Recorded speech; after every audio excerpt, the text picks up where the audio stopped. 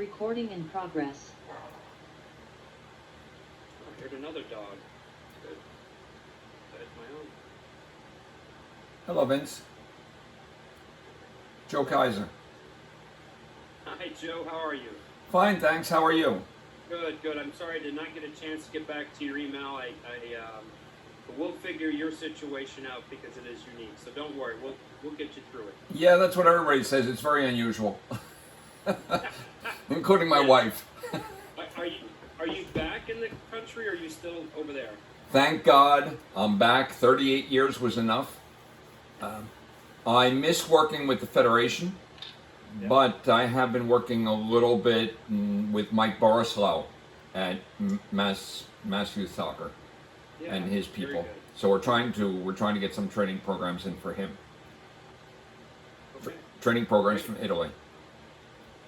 Fantastic. Thanks, Joe. Yeah, sure. Okay, Vince. No, we will get. Maybe Nope. at the end, you and I, we can just talk and figure it out real quick. Yeah. But Or well, yeah. if we run out if we run out of time, I'm in no rush. Okay. Okay. All right. Thank you. Great. Welcome, everyone. My name is Vince Gansberg, the Director of Coaching Education for United Soccer Coaches. So tonight is an unusual one in that it's our first one that we've done kind of in this format where we have all the courses together, and then you're going to be in breakout rooms with your instructors. So to help me out,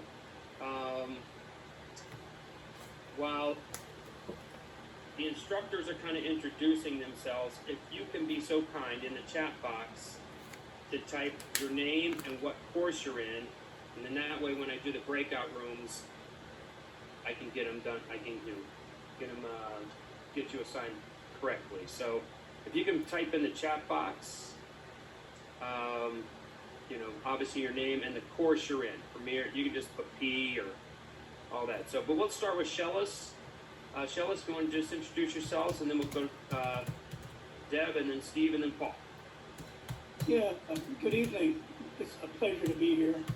I've been a member of the National Soccer Coaches Association of America, now United Soccer Coaches. For my first year of coaching, that was back in 1976. Oh my goodness, before many of you might have been born.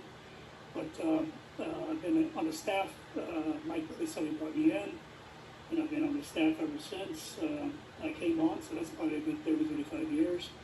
Coach at the collegiate level, Eastern Illinois, my alma mater.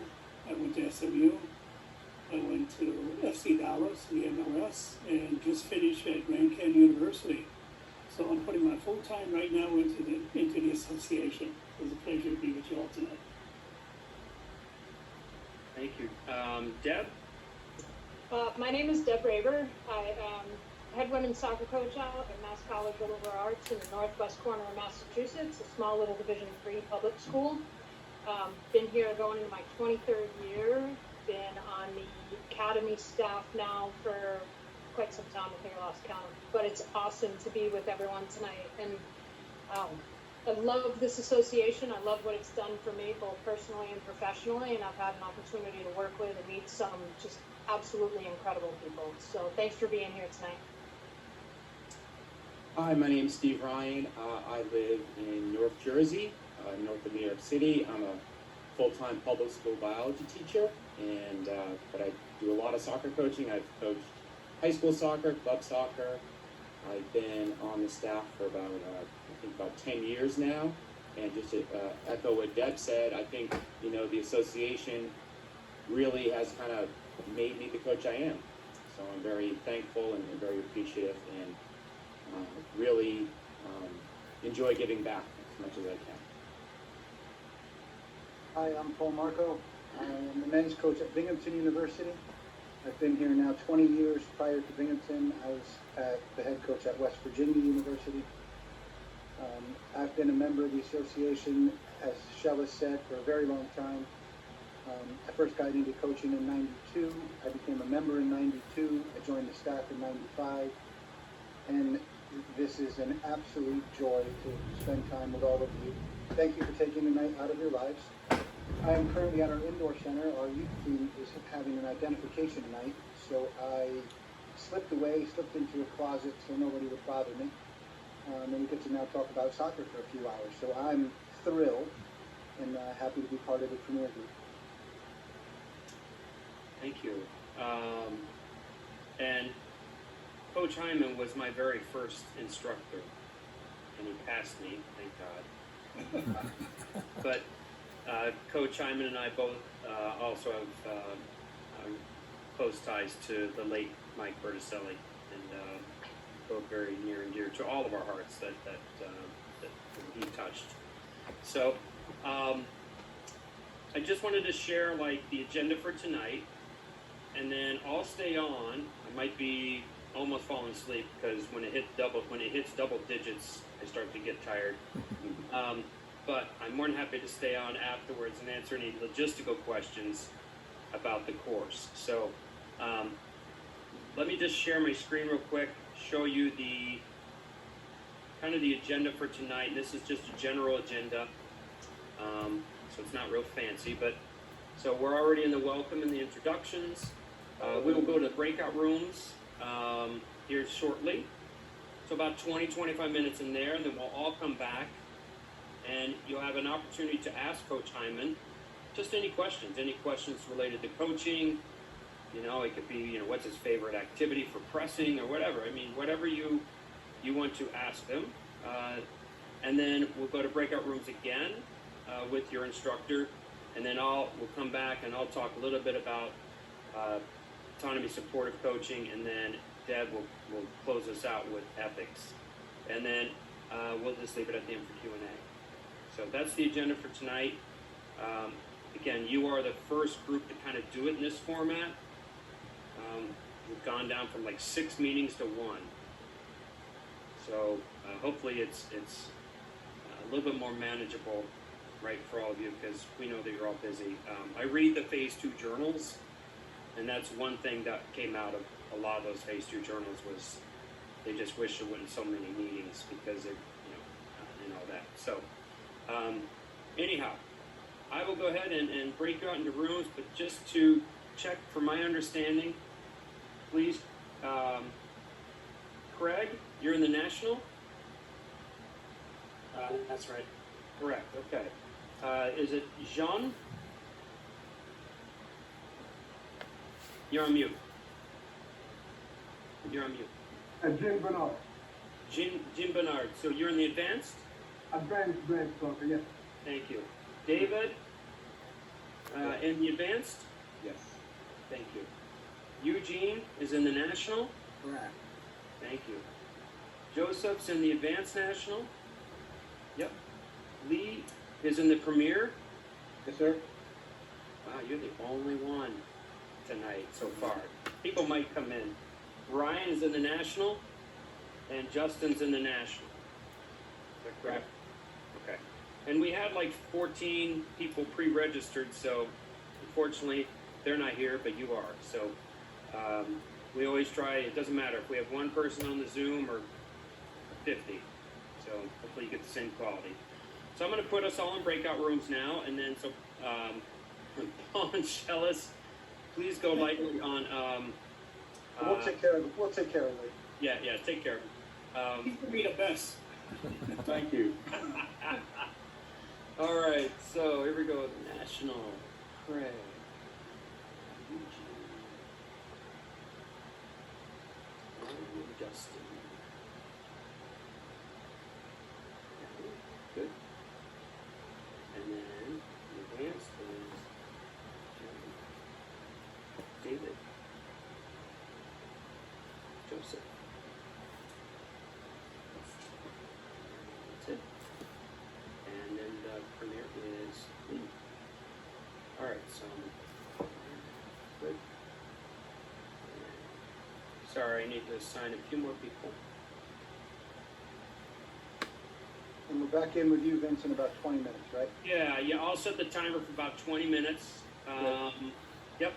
So it's automatically set up for 20 right now, and then I'm just going to bounce back and forth in the meetings, just see how it's going, but I'm sure it's going to be great. So here we go. I'll see you in about 20 minutes.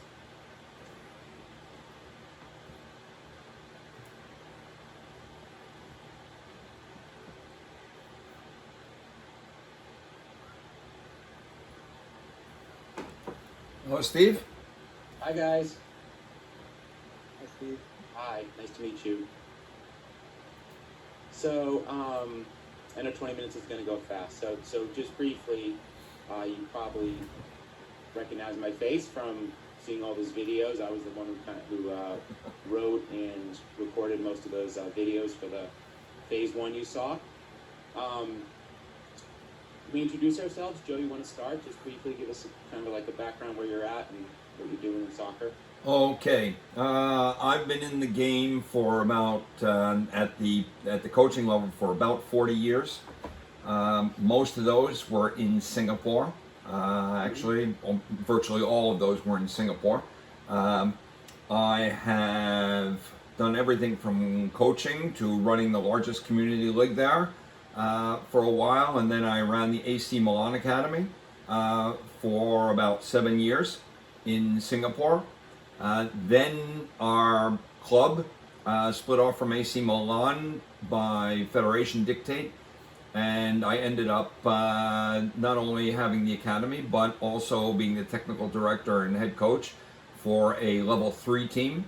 So just, I guess, USL or just below USL for a number of years, and then about a year ago repatriated. I'm now located in the Providence area on the Massachusetts side of the border, Okay. and looking for a project. But in the meantime, I have extensive contacts throughout Italy and Asia, but primarily in Italy, northern Italy, with scouts and coaches, and I do some scouting myself through the IPSO program, for any of you who are familiar with it. And I'm a USSF intermediary at this point as I'm looking for another project. Briefly, there's more, but that's enough. Yeah, that's fantastic. Wow, what a lot of stuff you've done. That's a great background.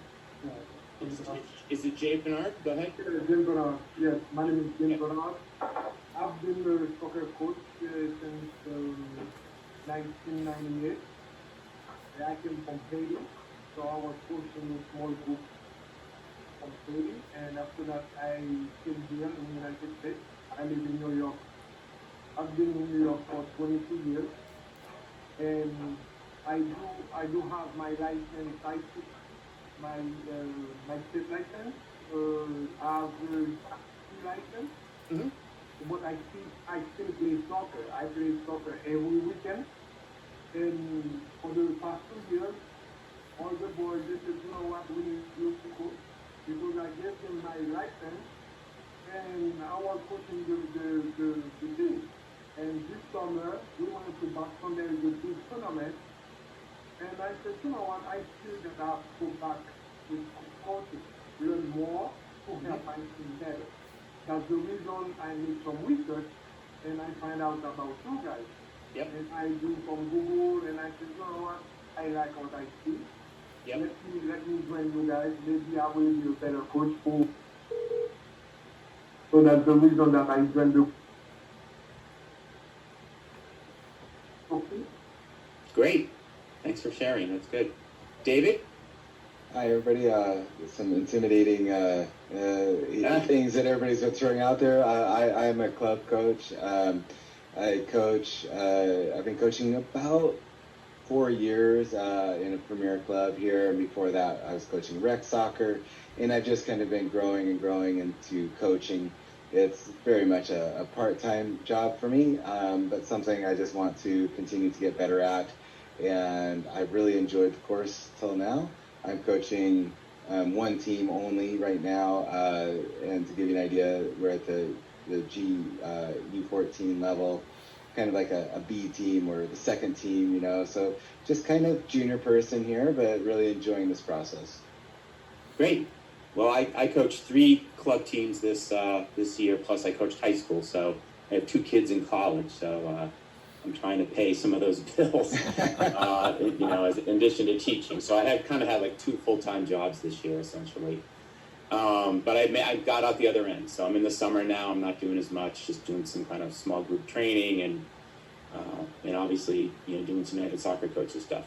So basically what, and I'll share my screen here, what Vince suggested we do is kind of take a look at the idea of creating an environment and how we create an environment for our team. So this is the, I think this is the slide from your phase 1 journal. And I don't know if you have it handy. You don't have to have it handy. We can just kind of talk about it. So I think the question is basically, in terms of the role of the coach, and again, if you've done some of the U.S. soccer stuff, you know they have like 6 roles that they want you to be aware of as a coach.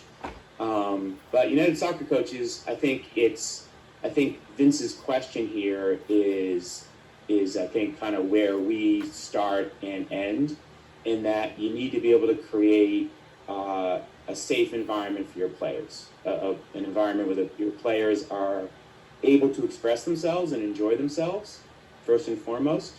So what I'd like to do is just hear your thoughts about how you might go about doing that. You can be, very specific to this question if you remember how you addressed it in your journal, or you can just kind of like off the cuff talk a little bit about what you think are like the most important things you need to do in terms of creating a developmental program or a developmental experience for your players. And I think, again, United Soccer Coaches, although obviously the team and winning games is important, I think the emphasis is really on kind of that holistic personal development. So how you might go about doing that. And any of you can jump in. We have terrific different experiences in this group, so I'm interested in hearing what your thoughts are. Well, this is David. I can jump in real quick. Great. If that's all right. Yes. So for me, there was a lot of things that I learned from this course, and feedback was probably one of the areas I felt like I needed to improve on the most. So, that's not the actual question. It's Right. an area that I felt like was probably preventing me from creating the most emotionally safe place it could be, right? I'm very competitive, as I think we all are, and that competitiveness can sometimes lead to not the best way of giving feedback. And so really, this isn't even close to the answer I put in my phase 1 journal, by the way. It's not even close at all, because a lot of this has changed in the last 2 or 3 months, and my sessions have become and the culture of the team has grown a lot, just by giving feedback in a kinder, warmer way, and staying focused. I think the 2 things that had the most impact on me was kind of asking if somebody was ready for feedback, instead of just basically directing them and controlling. And then the other one was, that I kind of lost my train of thought there, but that was probably the feedback was probably the main one, just stepping back there and allowing the kids to interacting with them differently than just basically joysticking, which is eventually where I end up once I get really competitive. Right. You kind of lose your. Hey, listen, we've all been there. I mean, I agree. All right, good. I have a couple thoughts on that, but anyone else want to share something about? Start us off. I want to. Oh, go ahead, John. Bernard, go ahead. Because I was thinking to protect my player, because we are talking about the safety of them. So the first thing that usually I advise to do is the warm-up. Because I want to make sure that all my players, they don't have any injury, because that's very important. I make sure that they have the proper training to do the warm-up properly, and everybody has to participate to do the warm-up, to do everything, whatever. Because sometimes what I do, I choose the captain to help them, to do it, to follow all the instructions. And after that, I jump in and to do more, to express, listen, that is very important. Before the game or before the practice, that is very important, because if you get an injury, you will stay, you won't play, it's going to be for or then 1 month, 4 weeks. That is very important to protect yourself. So that's the first thing that I will do. That's a really good answer, and you took it in a totally different direction. Go ahead, Joe. Add your. I'm going to go in a completely different direction again, so we'll have 3 dimensions. Because primarily I coached in a tropical environment, which was not as controlled as some people think. Singapore is. We had to worry about player safety, and I made sure when I coached or any of my coaches did exactly the same thing. First thing they have to do is check the physical aspects of the area. We had to check the surface of the pitch because we were playing in a lot of public pitches, but even so, with rain, anything could happen. We had to check the temperature. We had to be very, very careful with that because we had heat exhaustion and heat stroke looking over our shoulders at all times. We had to worry about wildlife, and it's not the type of bunnies and chipmunks that we have Right. here. We had cobras that we had to worry about and make sure the cobras didn't show up. I see Jean Bernard shaking his head and probably remembers in Haiti. It would be like that. So the first thing we would do would be to check the physical environment. Then I'd make sure that my coach always had, or I always had, the support staff that I needed, which many coaches don't think of that and how important it is, especially that there's a medical, either a medical staff or a checklist or instruction sheet, or making sure that somebody is on site that's got first aid and AED, CPR background. So all of those, the well-being of the player, and that's where I spent about half of this. And then I get into some of the other areas that Jean Bernard and David talked about, which focus on the player and the ability of dealing with the player's welfare. Because the player's welfare at the end of the day is the responsibility of the coach. Right, absolutely. Great, so we had feedback, we had a proper warm-up, and then we had kind of the physical safety piece of it. I'll share a couple things. I think one of the things you guys are looking for, obviously, is some different ideas and to kind of take maybe what you're interested in and give you something to look at. So I will share for David first. So this is from a presentation I gave to the course a while ago. And in terms of feedback, I'm going to direct you guys to a sports performance consultant by the name of Nick Winkelman. And he has written a book called The Language of Coaching. And one of the big things that this book is about, based on the title, of course, is how do we very specifically choose, decide upon, and then use language with our players. And his quote here, I don't know if it's his quote, but he uses it to kind of frame his book. Attention is the currency of learning. Be mindful of where you invest it. So this idea that when we're working with our players, that what they're paying attention to, we must be aware of it, and we must be intentional about directing it. So that might be to the directions to a new activity. That might be a particular movement pattern for a warm-up that you want to be done correctly so they're getting what you want them to get out of it. And this idea, I think this comes from some of the neuroscience and stuff that is creeping into the educational world, is that you can only pay attention to one thing at a time.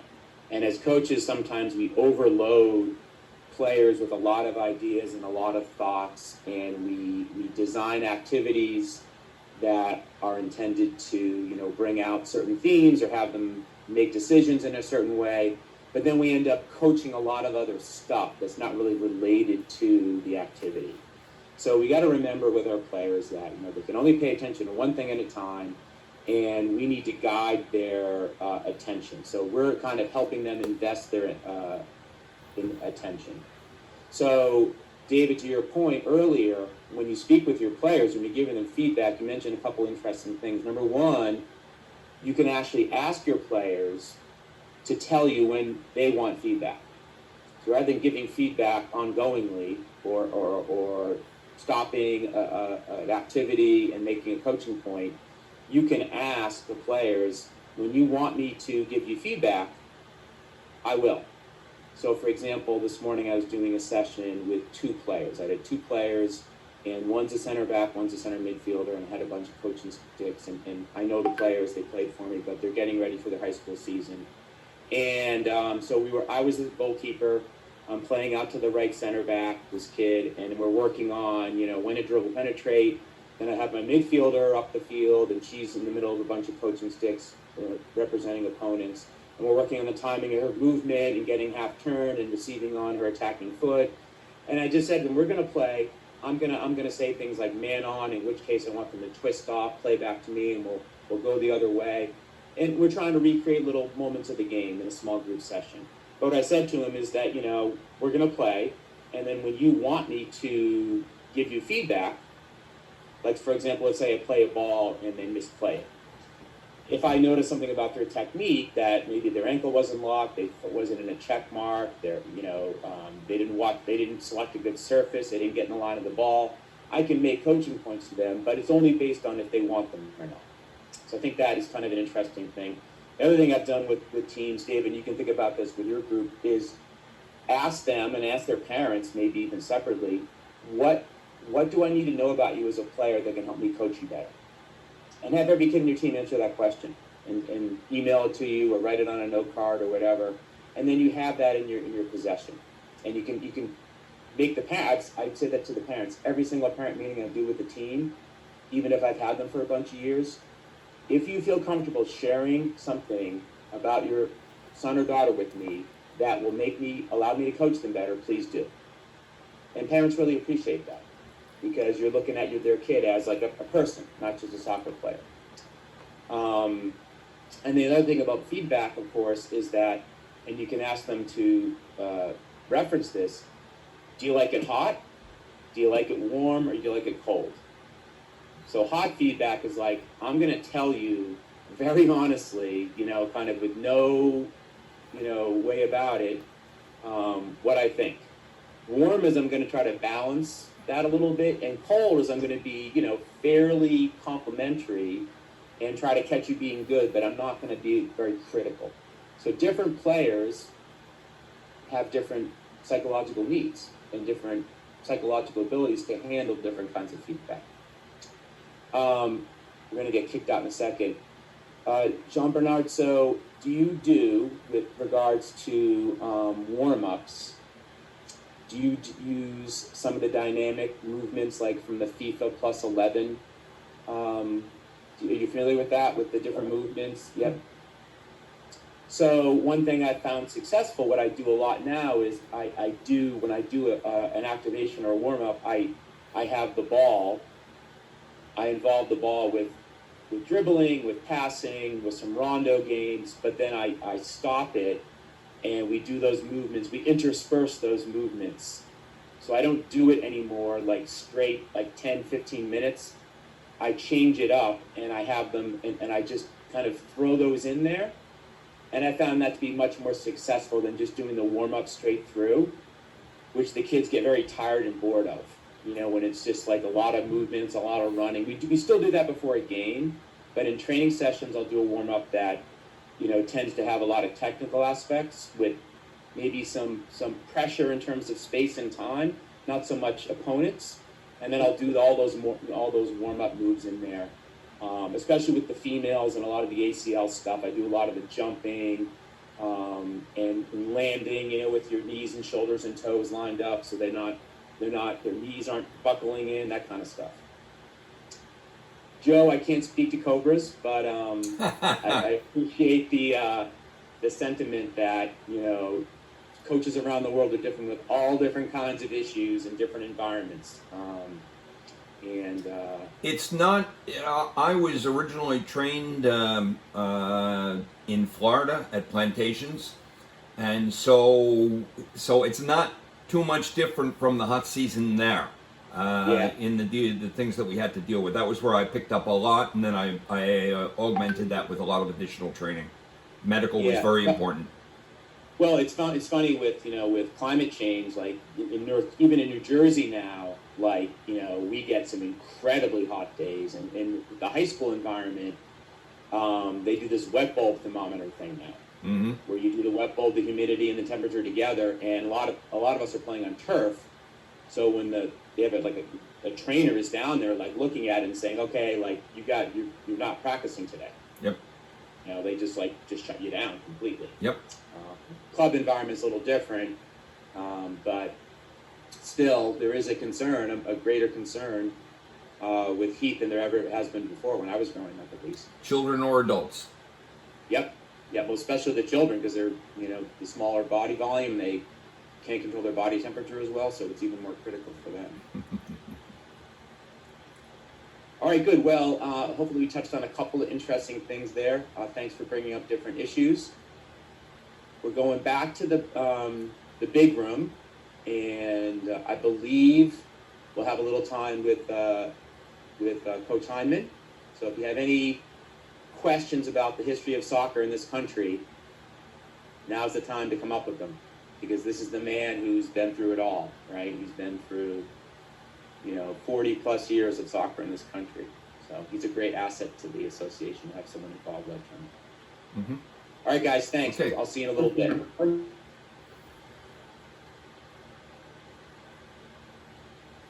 It is for sure. Yes, thank you. All right. Good. I think everybody's back. Okay. All right. Wait a minute. Yep, everyone's back? Yes. Okay. So, anyone from the National want to share what you talked about in the room besides introducing yourselves and all that? Did you get to anything other than that, which is fine if you didn't? Yeah, well, we talked a little bit about like our coaching sort of styles and what we felt was the most important thing, like our most important role for a coach. Is kind of the two discussion points that we went through. Great, good. I'll ask what those points are maybe after I ask Coach Hyndman. Coach Hyndman, Yep. I'll just share ask the first question. So there are many roles of a coach. So you coach at all levels. Let's pick one level, the college level. What do you think is the most, based on your experiences, what's the most important role as a coach on the collegiate level? My experiences tells me how off I was when I was younger. I didn't have enough experience. I didn't have enough soccer knowledge. I had to be educated, because my whole soccer back in those days was through my playing times. I was a player, then I became a coach. I took the A license at a young age. I played professionally, so I had an idea. And as I got older and the more I started working with players, I found that a relationship with a player was a key element for that player to reach their potential. If I had a relationship with a player where that player felt that I believed in that player, I was going to train that player, and I was going to give that player my confidence so that he can develop his confidence, we would have a good relationship. And it's come full circle, because so many players that have played for me have gone on and became coaches.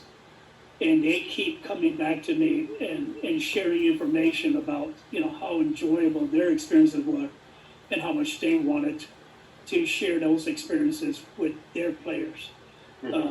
So, it's something that you're not going to find in a textbook. It's not knowing a system, as we were talking with Lee, or it's not scouting your opponent, or it's not just the recruiting, because we've all got the recruit that we wanted, only to wish we didn't. Because the character of the player or the commitment of the player wasn't what we had thought it would be. But the relationships with players is a key. Thank you. Steve, you're a high school coach. What's anything come out of your group, or what do you think the most important role is? Well, we had three very different kind of ideas. The first one, we heard from David about feedback, that he, from doing the course thus far, he has understood better and changed the way he gives feedback to his players. And so we talked a little bit about, asking players, do they want feedback? What kind of feedback do they want? Can you get some? Can you ask them some questions early in your relationship you're developing about, is there anything about you as a person or a player that you could share with me, be comfortable sharing, that would allow me to coach you better?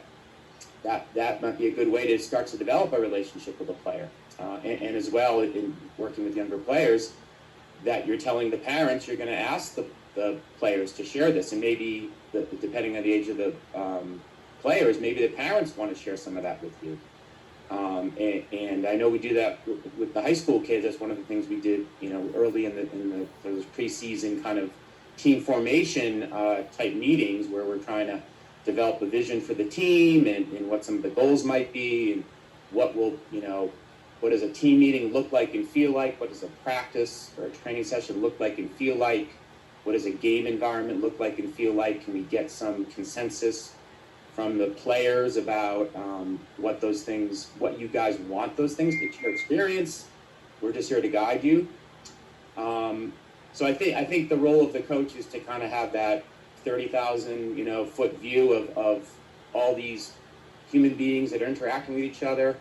And the better you know them as people, and you can observe them, and not maybe always intervene as much, but observe and kind of get a feel for them as people and how they're interacting, and then you can start to kind of pick your little moments where you're going to jump in there and have some kind of intervention, some kind of coaching point, some kind of facilitation, and not maybe being the one who's always like demanding and pushing and is front and center all the time. Excellent, thank you. Deb, you were in the national. Anything come out, because I was in your room for a little bit, anything come out of that one with the group, what they kind of came up with? Was there a consensus? Well, one of the things we did talk about too was and I think it was, I forgot who brought it up, correct me guys.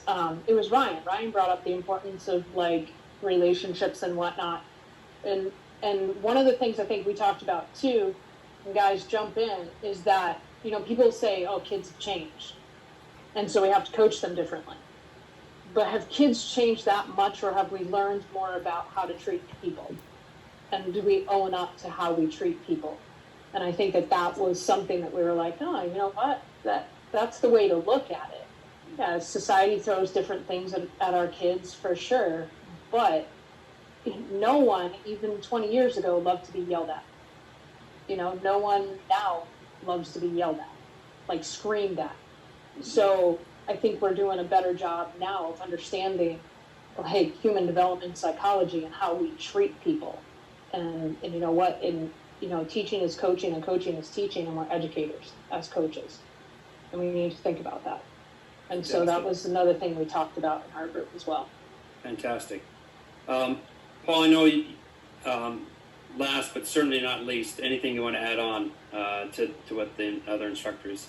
So it's funny that Deb just kind of brings that up, because Deb, I just texted you that I need to pick your brain after this. I was approached by Dick's Sporting Goods about 3 weeks ago to try to create a coaching female athletes coaching symposium. We're going to pull the first one off here August 29th in Binghamton, and then this thing probably, because Dick's is behind it. And by the way, I don't know, when you walk into your next Dick's, look to the right and you'll see two guys fishing or a mural. It'll tell you the story of Dick's. It started in Binghamton, New York. The family who owns Dick's is still here, some of them, and that's who's this driving force. She has a daughter who plays in our club, and she's the driving force. So we have all sports, but I'm helping write the curriculum for it. And Deb, one thing that just finished today was how we coach past, present, and future coaching females. And one of the things that I would even catch myself probably saying 20 years ago is you throw like a girl. And if you think about, everybody has heard that saying, and now we think, well, you can't say that because she probably throws the ball better than you. But it wasn't okay to say it then. It's certainly not okay to say it now. So I think there's ways that we talk as coaches, and we are still saying some of those things to players. One of the things I think, Vince, for me is players can play without us, and that's called pickup, if we need more of that. And coaches can't coach without players because that's called talking to yourself. So we need players, and we don't treat them like we need them. We treat them like they need us, and they really don't. Yeah. Excellent. Excellent. Thank you. So, as promised, hopefully I bought some of you, the rest of you, some time to ask Coach Hyman a question. We'll put him on the hot seat. So, if anyone, other than the instructors, want to ask him a question related, that'd be great. This is David. I have a question for Coach Heineman. You mentioned relationships with players, and that's something that I haven't been coaching as long. I've been coaching about 6 years, so just give you that picture. I tend to invest a lot into the kids that I coach, and I was wondering if you picked up any good boundaries to set that you might want to let us know, and like, hey, this is good, but this is too much, anything like that. Yeah, David, that's a tough one because, I think what we want to do is we want to make our training valuable for them, and I think you sound like a coach that wants to have good training sessions. You want to improve your players. And if you were, I did martial arts. I taught it for 35, 40 years. And people would come to class and it would be such a different level. And we have levels. You got a black belt, you got a brown belt, you got a green belt. But the people who wanted it more, I didn't have to push them any harder than the ones who were higher level. What I needed to do was to give them opportunities to find success. So, for example, I wouldn't ask somebody to do something I knew they couldn't do and be successful. What I would ask them to do is things that they could do to find success, and then I would make it incrementally more and more challenging for them. So, because I think, we hear about it so often and kids get burned out. Well, I think today it's probably as easy to get burned out as it is to stay. And I think a lot of the reasons kids stay is because they enjoy it. There's a passion, there's an excitement, there's camaraderie with teammates, there's a relationship with the coach, and then of course there's the excitement of the games. So I think what we have to do is give them a value. Here's the things we're gonna do today in training, and Betty, I think you could be really outstanding in this. Challenge them in such a way that it's one-on-one conversation, but at the same time, you're doing that with everyone. So I think we have a fantastic role in our lives. We're coaches, and we're trying to make players better. Who's going to show up and doesn't want to improve? So be organized. Have a plan. What am I going to get done in the next couple of weeks, and try to get the players to buy into it. Some thoughts there. Excellent. Thank you. Maybe one or two more questions from the group. I'd like to raise a point, Vince. Yes. Or stress a point that came up in the first part of the presentation, which was to limit the number of topics in a talk, focus on one item. And I want to share, because I've been in a number of sports also at the highest level, and I was working one time with the national slalom ski champion of Great Britain, who he and I were both working on training in that sport. And what he said to me was, when you are training a player, and this is the way he did it, you will find what is the largest problem that they have, and you will correct one problem. And you will talk only about that one problem until they have been able to get past that one problem. And the number of times he said repetition, because repetition is extremely important, he said 100 times. So if you've got a player who's got a problem, you get him out there with a ball and you get him to do the same thing 100 times, and he should get past it. But beyond the training, I've used this even in the locker room in matches with great effect, because very often there will be a tendency to focus on every problem that the team had. And what I have found over the years is to focus on the biggest problem that the team has, because they don't have time to think. They're just going to go out there and do. If you give them one thing to think about, they've only got one thing. If you give them two, then they got a problem. They've got a conflict. So in the training aspect, to keep it simple and to keep to the task at hand as opposed to mixing it up, because what ends up happening is you mix up your own players. And Coach Hinman, I hope you agree with what I've just said. But my experience is that it worked in water ski, it works in football, and it will work even at home. Yeah. No, great point. Thank you. No, in our development diplomas, which I just rewrote, it's say yes to S's, right? So safety, smiles, skills, sweat, simple, and then soccer, obviously, right? As coaches, can we say yes to those S's? And yeah, to your point, yeah, the simpler. I mean, Bobby Clark, one of my favorite all-time coaches, and people, used to make things really, really simple for his Notre Dame guys. And they were really good too, by the way. And they were really smart kids, but he made it really simple for them. He simplified the game for them. So thank you for that, Joe. Anyone else?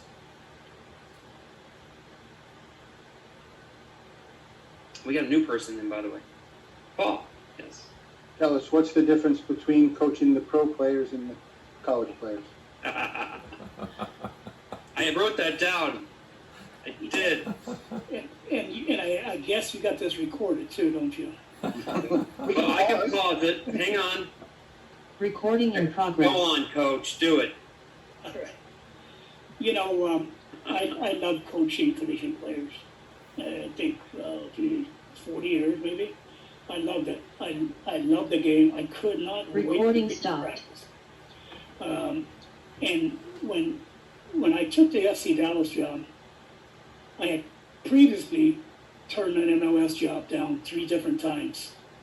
But this was a time in my life where I said, you know, if I don't take the FC Dallas job, I don't need to move. I don't have to move to another city, a state. I can just live in the same house. And I loved SMU. And SMU has been really good to me. And I had some fantastic players come through. Heisman winner, Herman Award winner, and the best player in the country in the Final Four, I think 4 times. So they were very successful. I took the team over in the mid-season when they let the manager go, Steve Morrow, who was an outstanding player himself, had played for Arsenal, and the team when the pros make a coaching change, they don't make a coaching change because the coach is leaving. The coaching's getting sacked. Okay, the coach isn't doing a good enough job. They got to get a fresh coach because this one's not making it happen. So you come into a team that's not successful, and you have the transfer window, but the owners say you can bring 1 player, and it only has to be this salary. So basically, you go for quite a while with not coaching a team that you want to coach, but somebody else's team. And so you get through it. What I found was, because I love the game so much, I would have training after practice. Now, anybody wants to stick around, I'll work with you. Well, you know what? You've heard of the player named Kenny Cooper? Kenny Cooper stayed. He was the only one that stayed. And that went for about a month.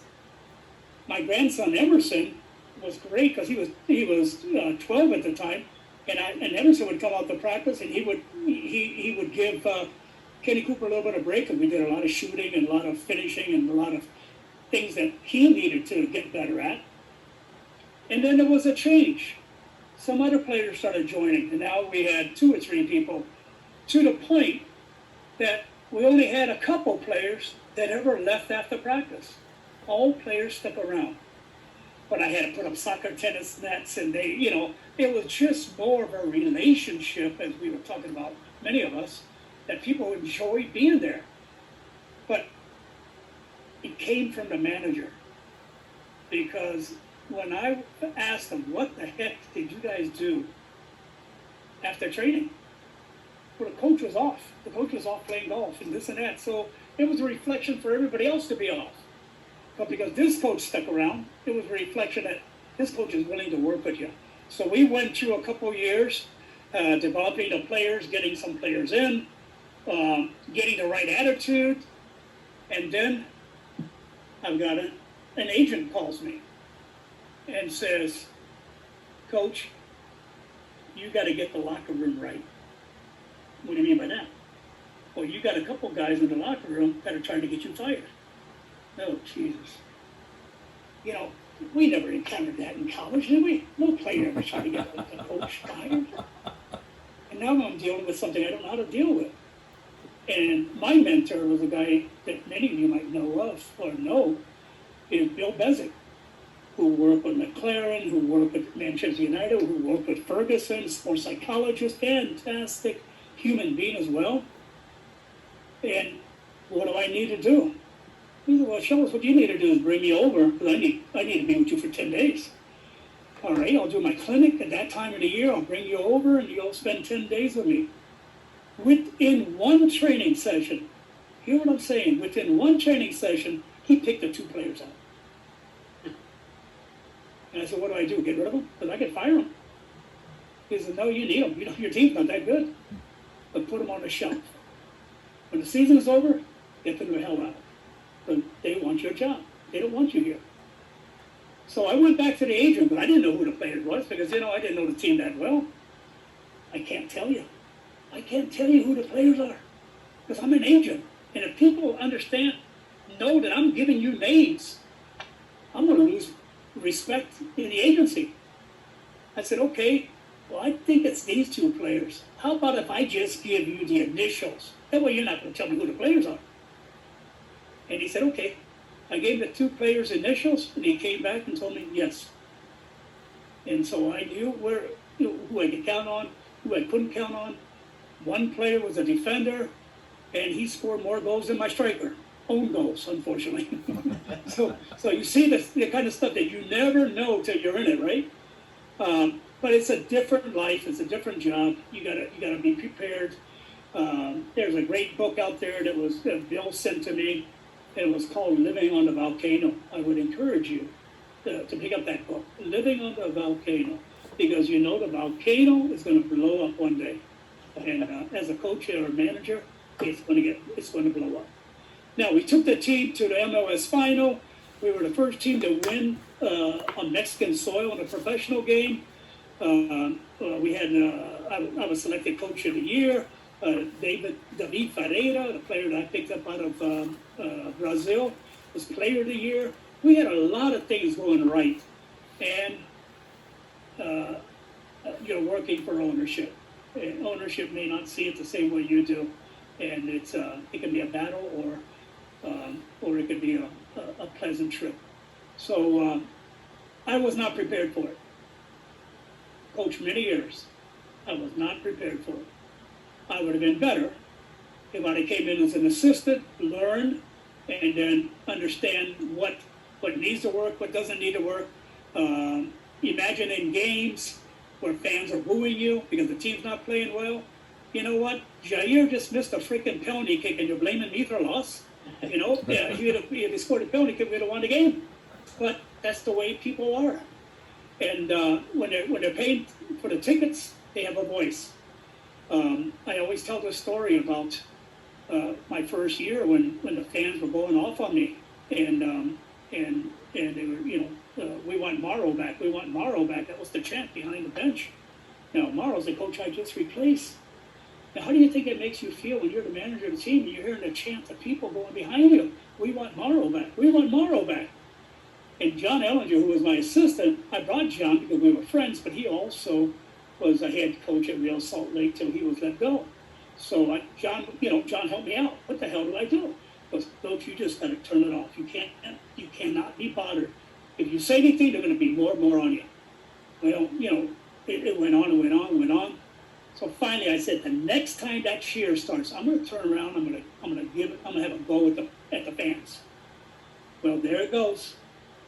I got up, just as could be. I got up, I turned around, and I'm just getting ready to yell, and I noticed the person that was leading the cheer was my wife. So, what the hell? Things weren't good on the field, things weren't good at home. Oh, brilliant. All right. Big difference. Oh, yeah. Thanks, Paul. That was a great question. Thanks, Coach. Thanks, Coach, for sharing. That was good. Getting us laughing again. That's good. Yeah, I don't know about all of you, but I could listen to Coach Hyman all night, just share stories and his wisdom. So it's like listening to Jefferson.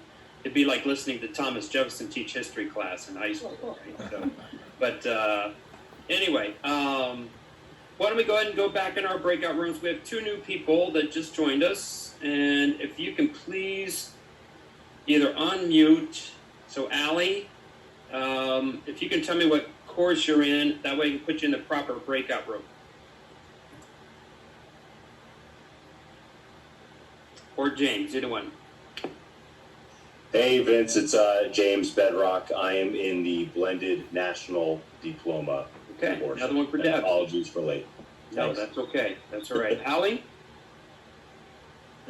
Hey, so I was just actually trying to register for this course, and I found this Zoom link on the second tab, so I thought it was just something like, Anybody like, can listen to?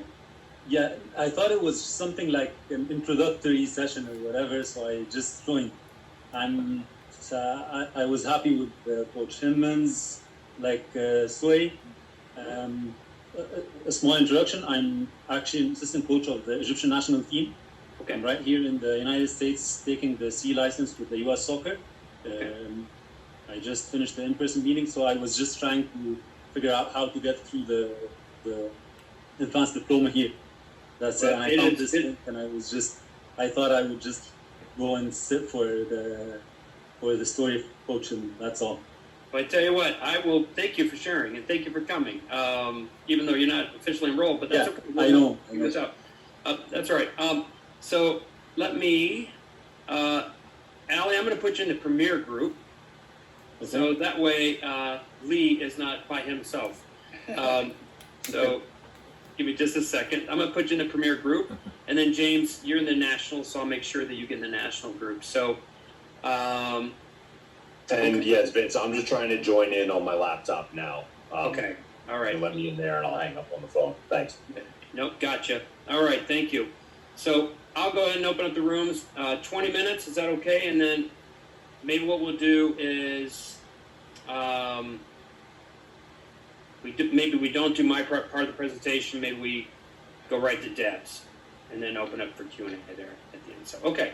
All right. I'm going to open up the rooms and take you back to your specific course.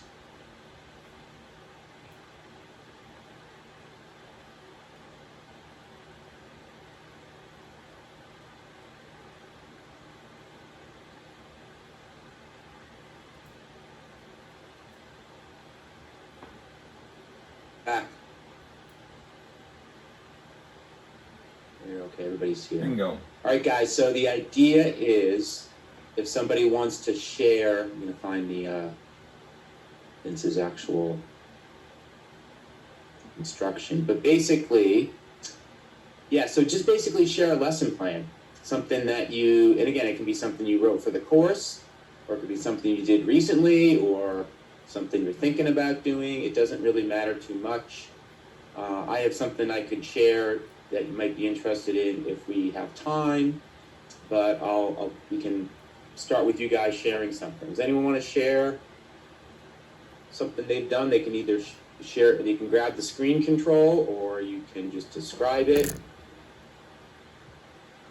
Okay, I'll take off at the beginning, and let me see what I've got here.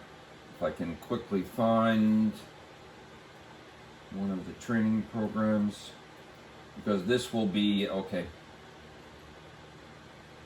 All right, how do I grab the control for the screen? Share screen. At the bottom, when you hover over the bottom of the screen, does it say share screen? Yeah, I've got it. Okay. Yep, that's it. Okay. Okay, so what? Hopefully you can see that. Okay, great. Yeah. Let me get it just a little bit bigger. Okay. Hopefully you can see that. All right. What this is a first session, first part of a session that I use quite effectively once I've gotten a bit into the season. Because what I want to do is I want to take my fitness levels up. I'll start a season with the training session opening with, say, a running exercise, one that's called the beep test you may be familiar with. And I incorporated into the beep test some other things that we were doing at AC Milan, which always include synchronization. So every one of the sessions will have some aspect of synchronization. And this one that I've put up in front of you is one that I picked up from Italy. And what happens is that we end up with very few players on each one of the 4 stations. And so you can see all the way to your left, you'll see the numbers 2, 4, 5, 10, and then 7, 6, 8, 11. That's where the play starts, and that's where the speed is controlled. On the other 2 stations, there are a maximum of 3 players, because every time I design a training session, I want to have 3 players, maybe 4, depending on the amount of running that they're doing, so that I've got one player in ready mode, 1 player in recovery mode, and 1 player just finishing up on his run, so that he can go through the recovery and then move his way to the front. What happens on this particular exercise is all of the players end up in motion. Each one of the 4 from the 4 stations end up in motion, with the ball being passed between this A and B cone. And what that does is, after the pass, then the player will run. And in this particular diagram, he'll run from B to the center cone, at which point the player at D will pass to him. And his job is to receive the pass at full run and pass it back to the next player. At the time that the player, in this case player 1, releases the ball, he then runs through an obstacle course down to the other end. So it's always a pass and go on this. Once that player who was coming from cone B passes off to the next player at cone D, he runs to the end of one of the speed ladders and then comes back through the speed ladder and gets on the end of the queue, the line. Okay, I forget which country I'm in. So he gets at the end of the line. When the ball goes from B to A to begin, then the ball goes from A back to B. And the players, the cycle will reverse to the other side. So that what you've got is you've got 4 players in motion, at least 4 players in motion at any one time, 3 balls being used, and this just goes on, and it addresses technical ability. They've got to be able to pass, they've got to be able to receive, they've got to be able to then take a ball at speed, they've got to be able to pass at speed, and they have got to be able to synchronize through it. So this is one that I use at the beginning of the year. What I find out is that when we start the first time going through this, the players get tired. You got to give them a lot of rest. After you've been doing this for a couple of weeks, and they never seem to get tired of this one. Once you've been doing this for a while, they can continue for maybe a full 15 minutes in the warm-up. So I'll be doing that particular session for my warm-up to begin. Now, Steve, do you want me to go on? Do you want to show us maybe do you have like four activities or 4 steps? On this particular one, it wasn't, it was a warm-up activity. Not sure. Have a progression. Okay, let me explain the progression, because it's going to be in my, it's one set of slides that will be in the psychology section, which is not done yet. Okay. So what happens typically is that, and they do this in Italy a lot. There's usually some type of exercise or stretching or something that the players do. And what I will do after I've had them running and they're all sweaty, I will get them their water, and then they will get into groups of 2. And what I will have them do, and I usually will set up 4 positions for them to work in, so that there are 8 players working at any one time, whereas the coach can work off to the side. And what we do then is we will do an exercise that normally would be done in a gym with a machine, but we do it with other players. So we have, I have about 8, and again, this comes from Italy. I have about 8 or 10 different exercises that they can do, pushing against each other in different ways that are useful in a game. So they may be pushing, facing each other. They may be pushing back to back. They may be pushing to the side, with the objective being that they get, one player gets the other player out of the circle.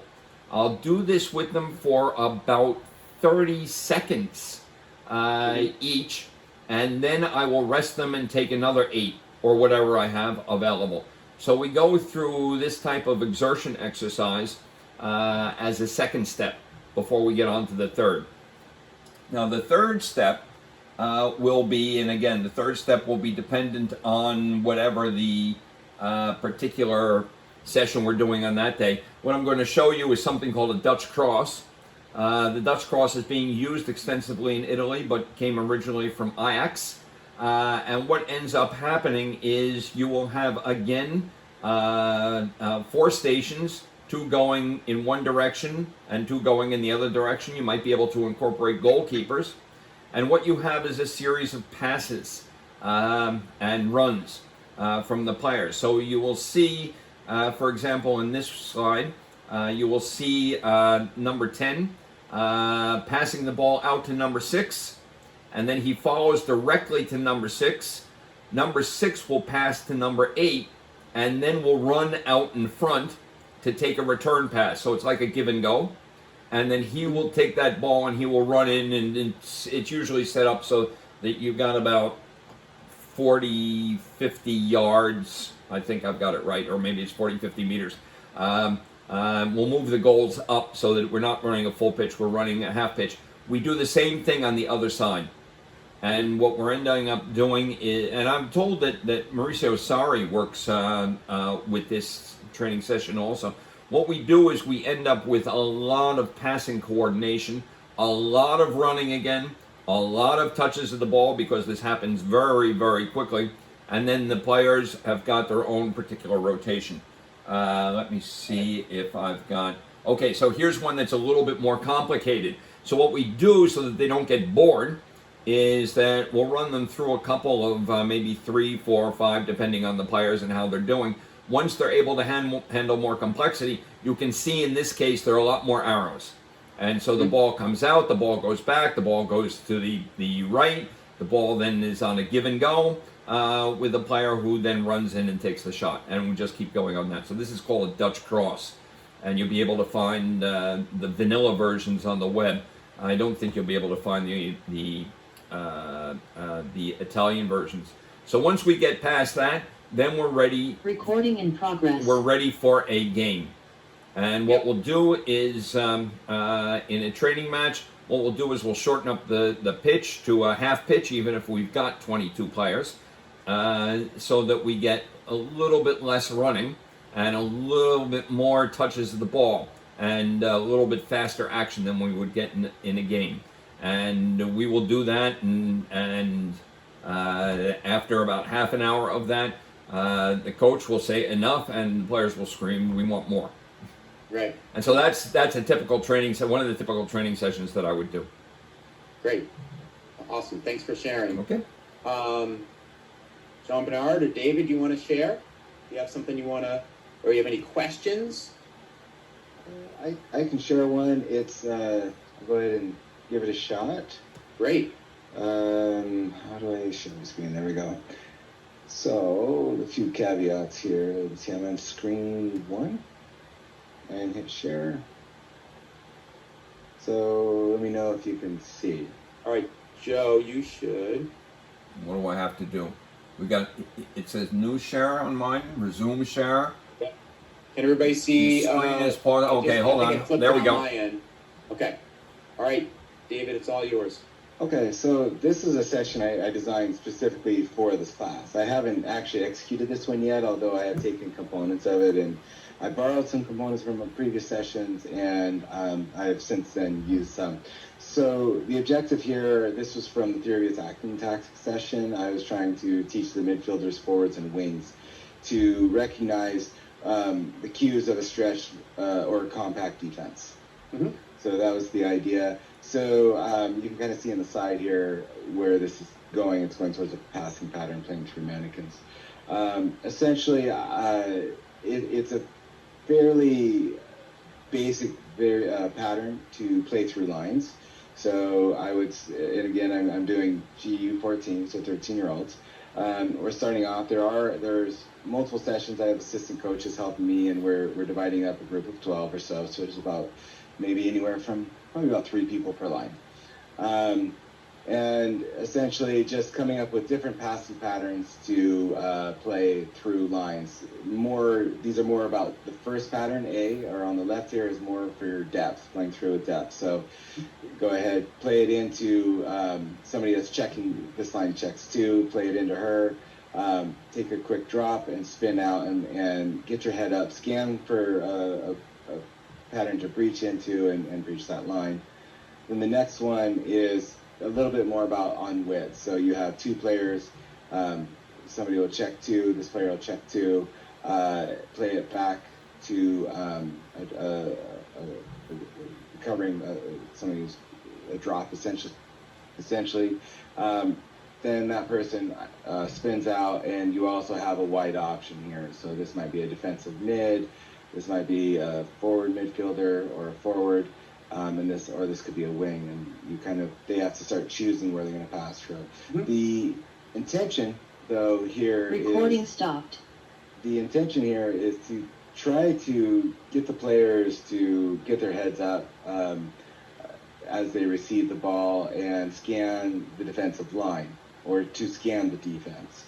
And then to also equip them with some ideas of how to get through the line, both just using depth and also using width. So I've since come up with about 7 or 8 different variations of this for different passing patterns, from give and goes to just straight up pivot to all sorts of and overlaps. And I've used those. So that's kind of our warm-up activity. Yep. Going on to that, we get into activity 1. Activity 1 and 1A are quite similar, so I think it's almost easier to speak to the picture here. Sure. It starts with a 3v1 in a space. I don't know the actual dimensions there. I usually just look at the field when I'm on it, but I think it's about an 18 by 40 or so. Sure. Anyways, it starts with 3v1. They have to complete a set number of passes. But the defenders, they're playing, let me see my pattern exactly. I'm playing a 3-3 versus a 4-3. But the defenders are very constrained. They're constrained outside this defensive box here. So this is the idea here, is that the defenders, the attackers, are going to hopefully make the connection that the defense is stretched. Mm-hmm. So because I've literally stretched them, they have no choice. So you start off with a 3v1, should be pretty easy to complete 5 or 6 passes.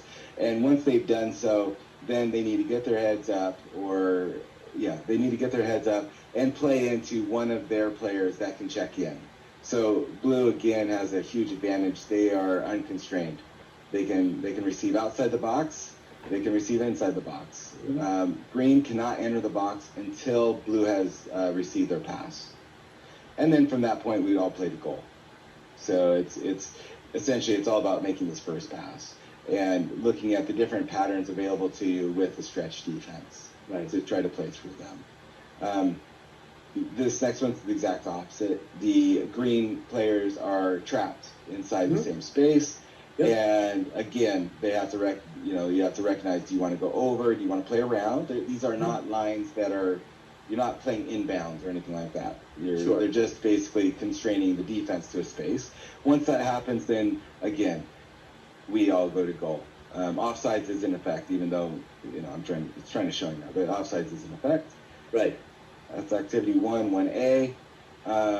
Activity 2, see here. Now my memory's getting a little fuzzy here. So again, okay, so activity 2, same space. Yep. Attacking midfielders 8 and 10, play a 2v1 plus 2 rondo. Yeah, okay, so they're in this place, in this space right here, playing a 2v1. So they're very, very overloaded, except for these two act as servers.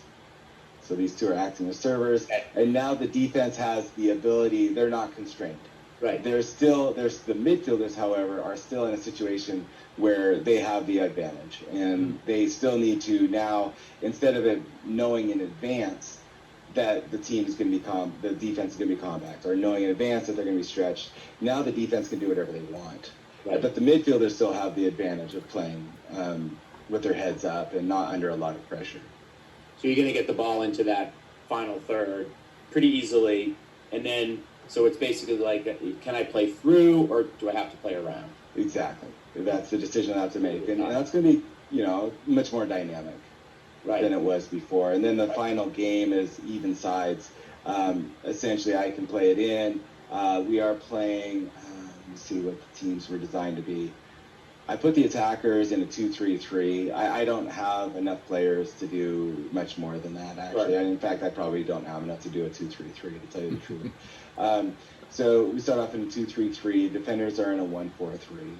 And essentially, I'm trying to make this more like a game. Let's let them play.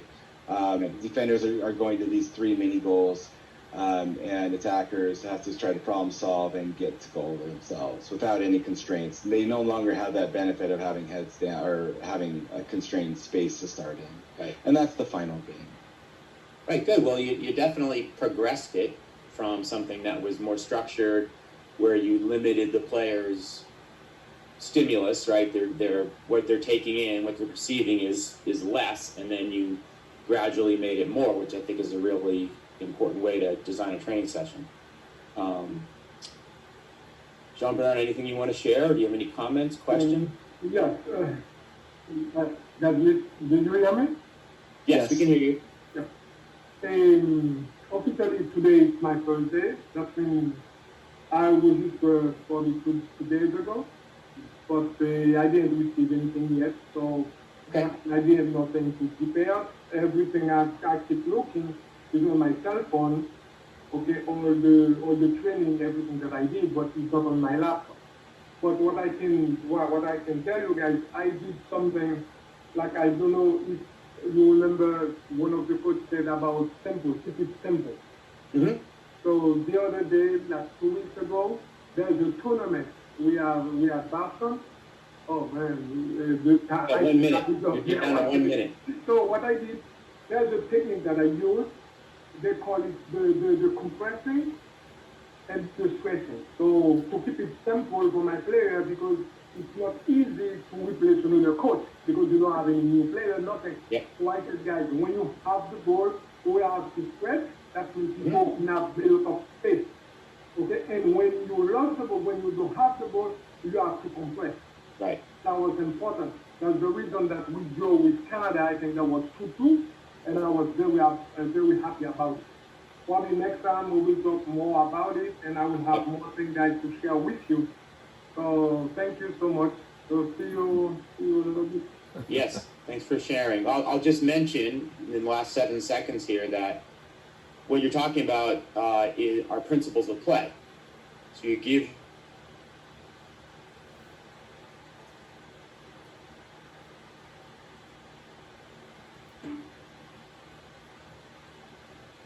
Sorry, Vince, we got talking too long. Oh, you're good. We're good. I was worried that I Good didn't. discussion going. I was worried I didn't give you all enough time. So, Paul, anything you want to share from your group that came up that maybe the rest of the group can glean from? Hey, just wait a second. So we had a couple of discussions. One, we welcomed a newcomer, and Ali shared a little bit about his. We talked about some of the Egyptian players, and we didn't really realize how challenging it is for a player to really make it over there.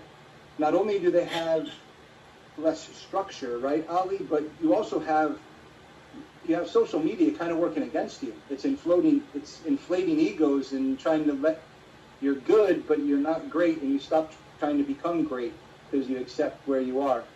But we solved the problems of heading in the country. We did that in 3 minutes. We solved the problems of receiving the ball on the move and passing the ball on the move. We solved those two technical problems too. We couldn't solve the lack of good refereeing shortage, though. We tried, but we couldn't get to that. Fantastic. Thanks, Paul. Deb, how about the national? Anything to? No, I think we had a really good discussion, and just, the coaches are feeling good about their practice planning and whatnot. And we were, really just driving home the point of, like, it's soccer, keep it simple and build on concepts. And then one of the things we talked about is, having a diverse level of ability within your group, and how do you handle it. So, and then the coaches did a really good job, like, helping each other out, brainstorming ideas. Excellent, good. Yeah, I remember in the national, and Deb, I think you and I both kind of always expressed this. The national diploma is where I really first learned how to organize my thoughts into a purposeful practice. And when I went through, when Coach Hyman was my instructor, my first practice coaching, I was just awful. And he could have buried me. And at the end, I did my test, and he came over, and he just looked at me, and he just said, "You learned." And that was it.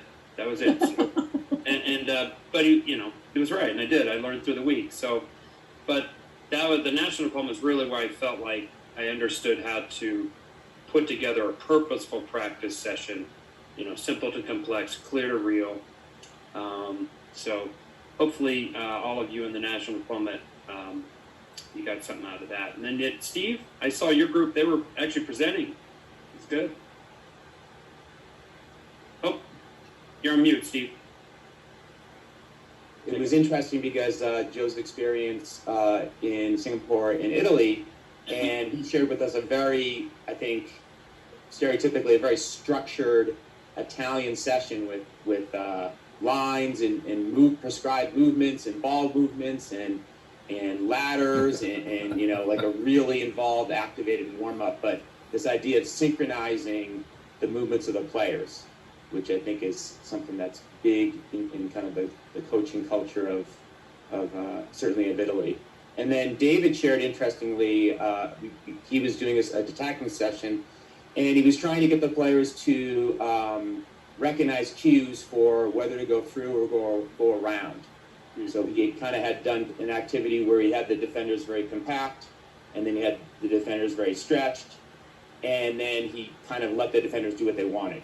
So the players had to read some of those cues and hopefully could transfer some of what they learned in the earlier activity into like a more realistic session. So he progressed it, which was good to see.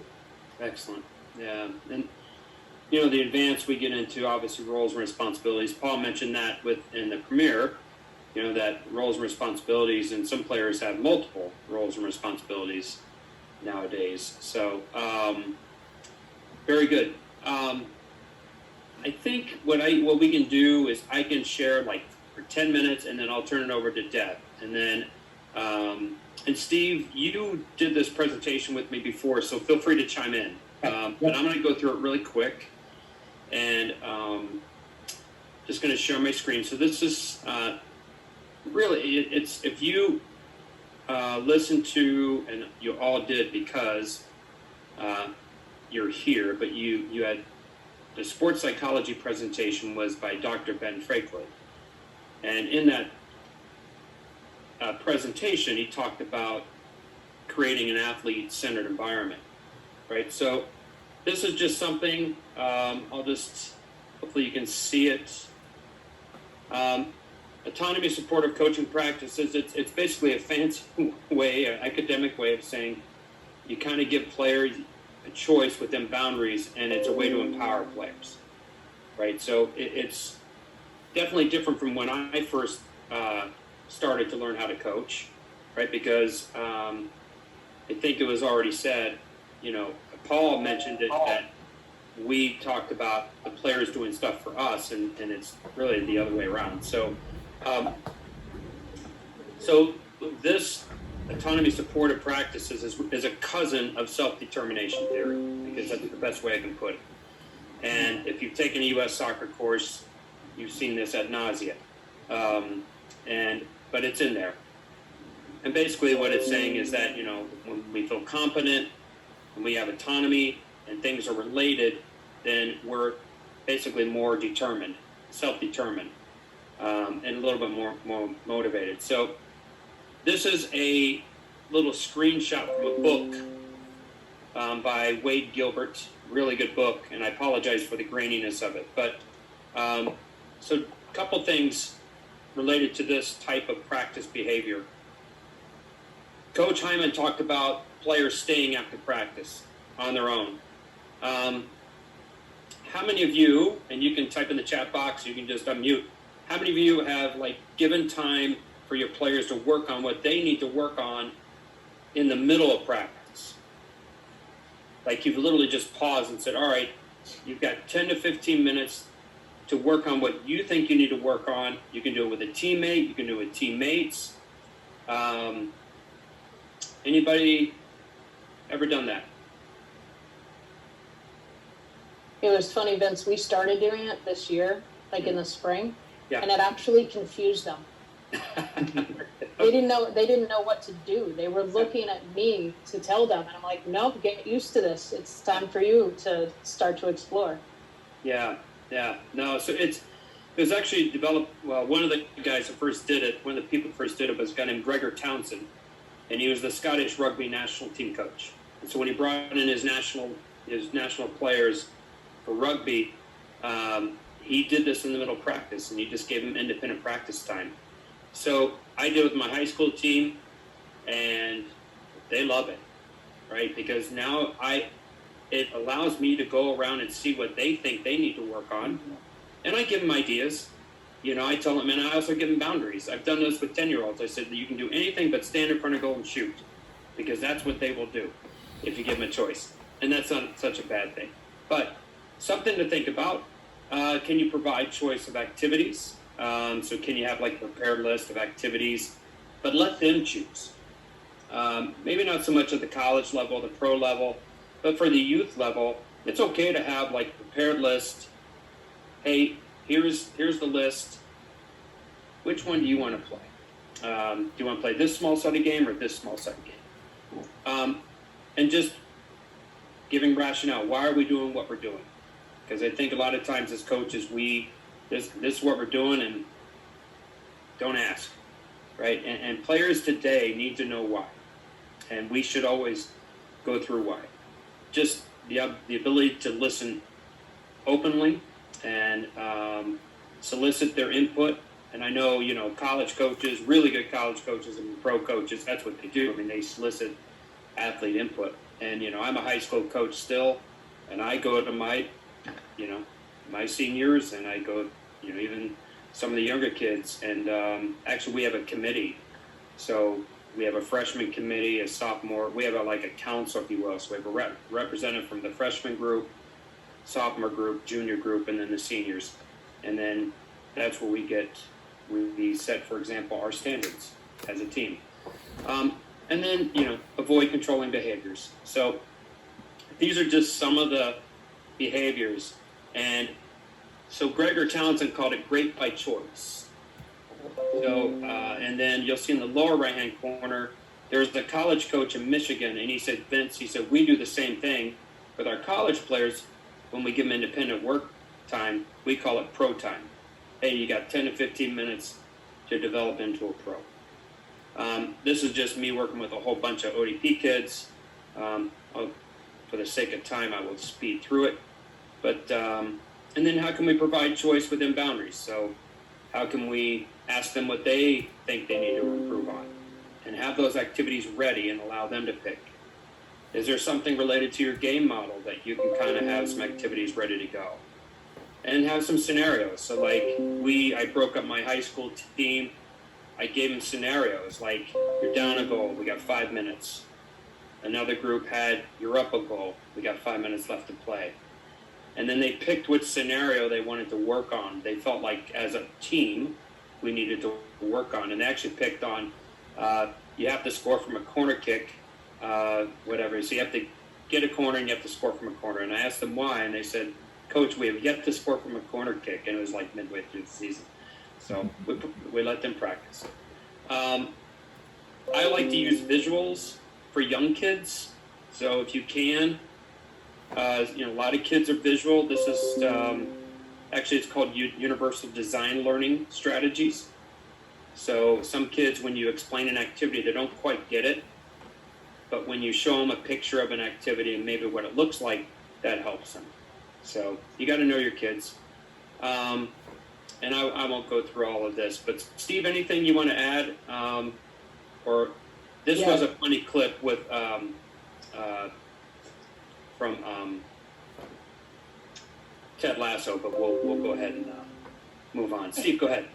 Well, I was just going to add that one of the things I've tried to focus on is being very intentional and very clear with the players, and I really want them when we kind of get through our warm-up activation and we're going to do a small-sided game or a phase play kind of situation with certain rules involved. I really want them to know why we're doing it. So I'll have, obviously watch them play, observe them. I'll probably watch some of the video of the game we recorded, and I'll have some ideas about what I think, we need to work on.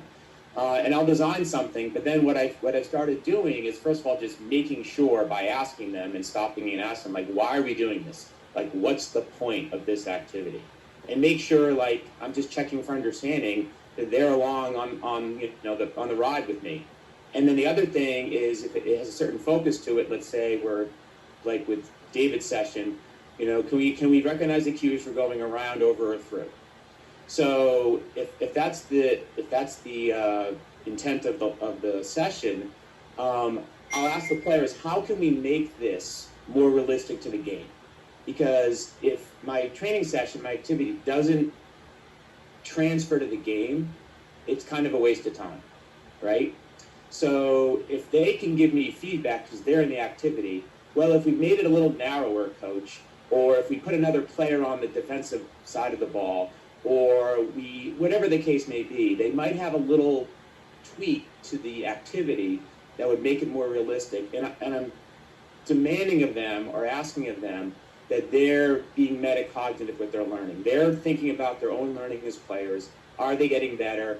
Are we moving towards more clarity and reality as a team so we all know what each other is doing, in the 4 moments of the game? So I started doing that, and you get some really interesting feedback from them. At a water break, maybe. We did this for 7 minutes. We're going to take a water break. How can we change it in the next 7 minutes to make it a better activity for you? And see what they have to say. Yeah, thank you. This part of the poem, I think, kind of summarize a little bit about what autonomy is, and you think about players, the great players, right? They did things on their own, and they were given autonomy. Now, this Maradona is probably given a little too much autonomy, when he was a player, but he also won trophies too. But anyway, so I'm more than happy to share this presentation with you, and I apologize if I went through really fast, but I'm going to give Deb some time. Steve, thank you for adding that, because you're right. Can we ask them, hey, what do you think we need to change? How can we make it harder? And there are times, too, when you just want to let the athletes do the work, right? And so can you have them get in groups and come up with 1 or 2 things that they think that we can get better at for the next interval? So these are all just little things, and I think as a coach, no matter what level, when you practice, when you're training your kids, are you making memories or are you making moments? And hopefully you're making memories, right, that last, and they remember that practices were enjoyable, but they learned, they got better, they were challenged.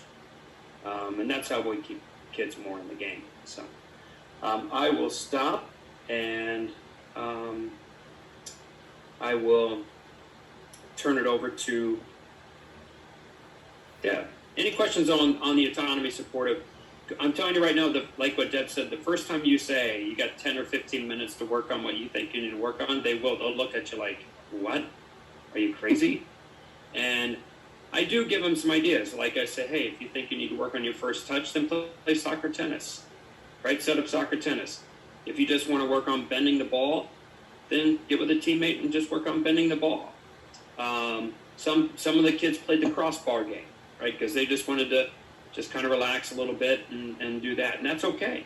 And I had one kid that literally, and probably not the best thing for this kid to say, and he said, Coach, I'm not fit. I'm like, well, that's probably not the best thing to say to your coach right now. Whoops. He said, can I just run? I'm like, yeah, just take someone with you. And he did some cardio for 10 minutes. And that's okay. That's all right. And then once the 10 minutes were up, we refocused and we got back at practice. So we don't do it every practice. We just do it every now and again, every 2 weeks, 3 weeks, just to kind of change it up. But also it allows you to, like what Shell has talked about, now I can go and connect with the kid and say, hey, how's it going with school? What's happening in your world or whatever? You can just build relationships that way too. So, all right, Deb, it is all yours. I won't take too much time because I know we really want to make sure that we offer some time at the end for Q&A. I say that now, and God only knows what will happen. But as Vince alluded to at the beginning of tonight, it's exciting that, I'm part of the ethics committee, and recording in progress. To hear that the code of ethics passed is awesome, because we started hammering it out, back before January. I think we started it in like October of last year, sending around drafts, wordsmithing things. When we were in the convention, we were in a room for hours working through this thing as well. And the main architect behind it is Dr. Doug Williamson. And to hear and to know what he, the wordsmithing, the back and forth and everything, and to finally hear that it passed. I texted him the second you said that, and I was like, Doug, congratulations, because I know the work that he put into it and the passion that he has for ethics in soccer. But there were some points in it that were a long time coming. We had to put something in there on social media, proper usage of social media. We had to put something in there in supporting diversity in all the different ways that diversity is. We had to put in, I have it up on my screen, so sorry about that. Making sure that we include like an inclusive environment for making soccer accessible to people. And then it also came up about like putting in points about healthy lifestyle. There was a lot of things. The other thing that Doug did too, and when you think that your voice isn't being heard, it very much is, because we had a lot of phone calls. We had a lot of these Zooms early on where Doug and I worked together on ethics for all the 3 courses. And each one of them, we were getting feedback from the membership as to like, what do you think is missing from the code? What needs to be adjusted? And Doug listened closely, took feverish notes on everything in conjunction to the work that we did at the convention. And, to hear that it's passed is awesome. So now it's spreading the good news and folks that, really take a close look at the code of ethics, because this is a document that has been, the association does get phone calls or emails every once in a while asking if this could be used as like as a model for, a club or an organization. So it's short and to the point, and I hope you take some time and read it when it does come out. And it's some powerful stuff in there, and it's reminders of why we're doing what we're doing. And then I wanted to just, the other thing, we sit on these, and folks who took the national, you heard me talk a lot about having your philosophy. And, we pound it, we talk about it. And I just had a conversation this weekend with a friend of mine. She's at a big institution, and she's like, you know, I don't know what to do, and I'm calling you for advice. And so she has an opportunity to move back to Massachusetts, go from a big school to a smaller school, meaning division-wise, going from a Division I school to a Division III school. And one of the things that she said to me was like, my current place just doesn't fit my philosophy. And so she's currently in the Midwest. And I said to her after, I texted her after, and I was like, you know, the thing that struck me the most about our conversation is that you're steadfast in your philosophy, and you're going to move back home to meet and stay true to your philosophy.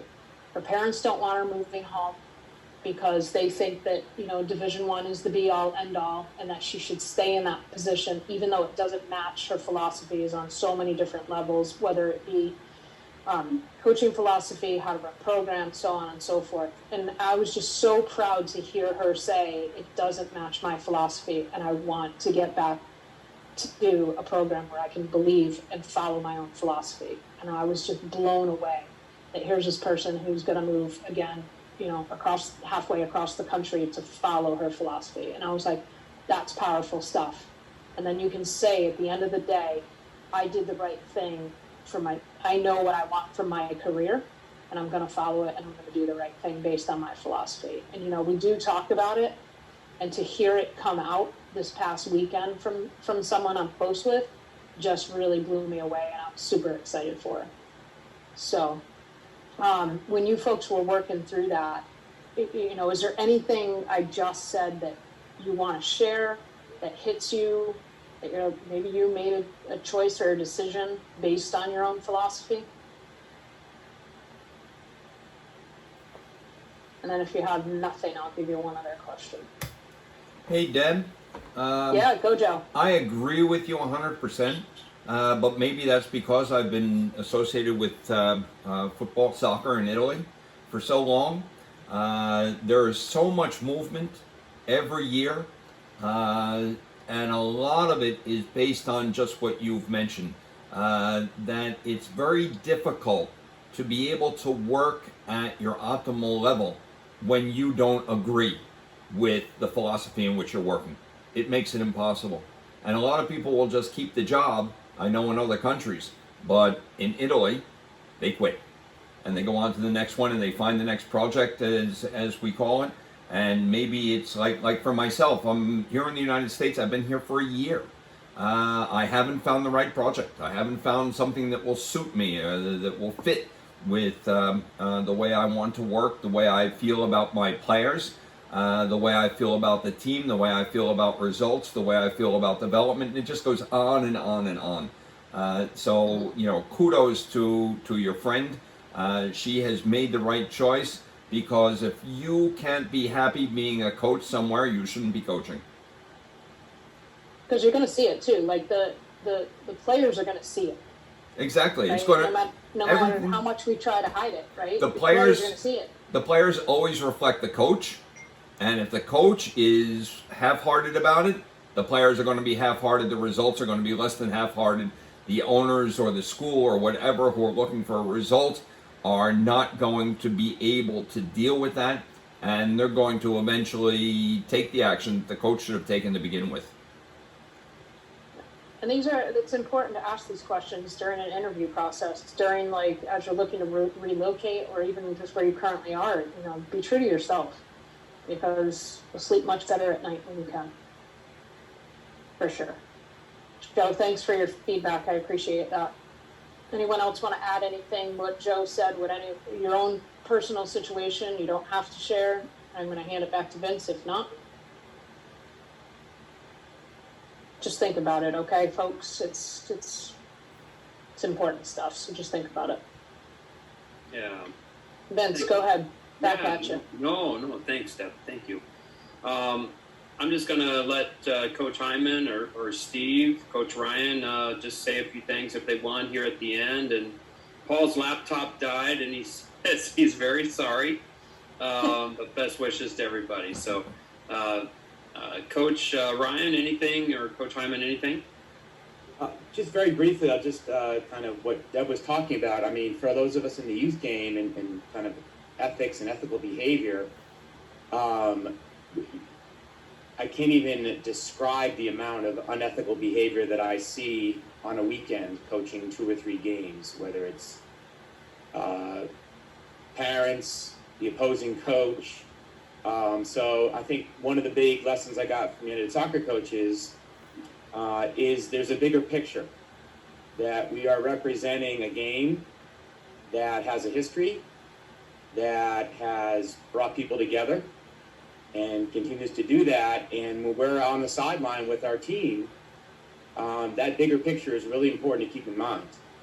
It's not about that one game, about that one player, about what that one referee's call, about that one parent yelling. There's a bigger picture, and there has to be some of us who stand for that, because it seems like at times the whole youth sports, way of doing things in this country is not going in that direction. So I just, if you're taking this course, you're probably you're like-minded with what Deb's talking about. But we need people who are going to, say something and do something when we see these kinds of behaviors that are bringing down our game and are creating a toxic environment for our players. Thank you.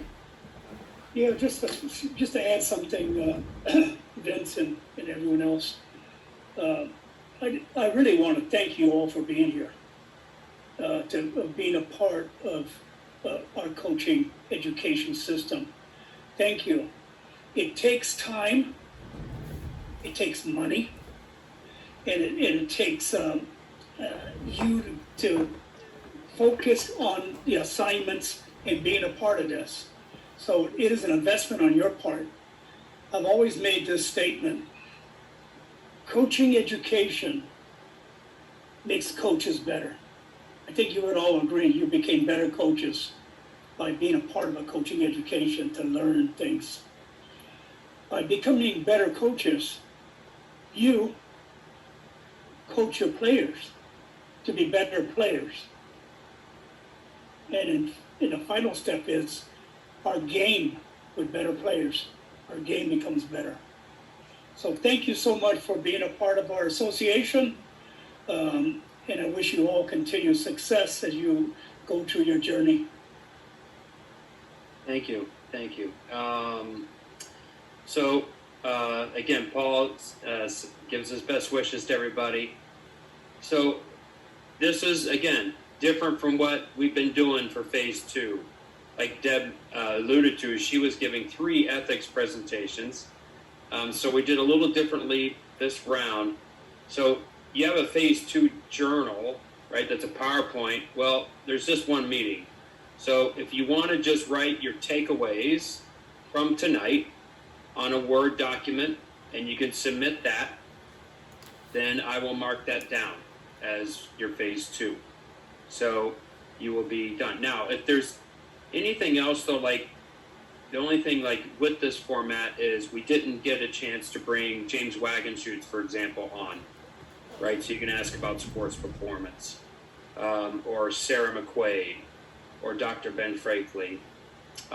So write those in there too, because I want to hear, what you would have liked to have heard tonight. Yeah, in addition to what, maybe you got. So just any, on a Word document, your takeaways from tonight, what would you have liked to have heard or seen, and just submit that to the education at unitedsoccercoaches.org.